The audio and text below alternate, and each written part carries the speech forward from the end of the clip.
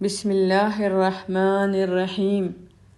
ہم لوگ آج زکوٰۃ الفطر کے بارے میں جانیں گے۔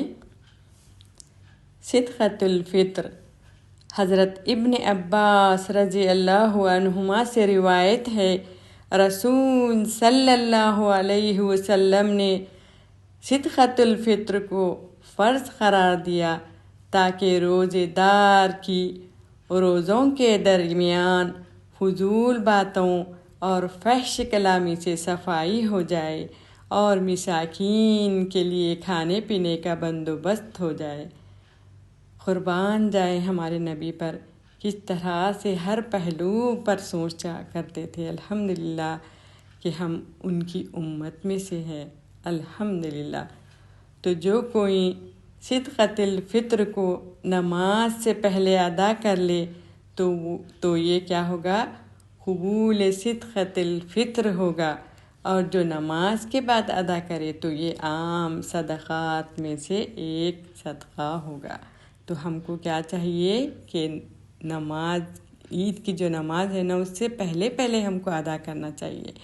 یہ آخری جو 30واں روزہ، 29واں یا 28واں روزہ، یا اس سے پہلے بھی ہم ادا کر سکتے ہیں، ان روزوں کے درمیان بھی۔ لیکن اس کا وقت کب ختم ہے؟ جب عید کی نماز ہو جاتی ہے تو اس کا وقت ختم ہو جاتا ہے۔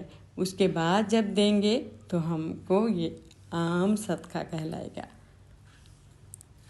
زکوٰۃ الفطر لا يجوز الا من الطعام ولا يجوز اخراجها من القیمۃ۔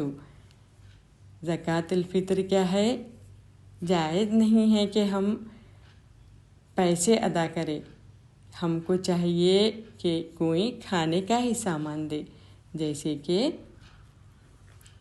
گیہوں ہے، چاول ہے، جواری، کھجور وغیرہ، یا آٹا وغیرہ، کچھ بھی ہم لوگ کھانے کا جو سامان ہے وہی ادا کریں، وہی ان کو دے۔ تو اللہ تعالیٰ سے دعا ہے کہ اللہ تعالیٰ ہمارے نبی کریم صلی اللہ علیہ وسلم کے بتائے ہوئے راستے پر ہم کو چلنے والا بنائے۔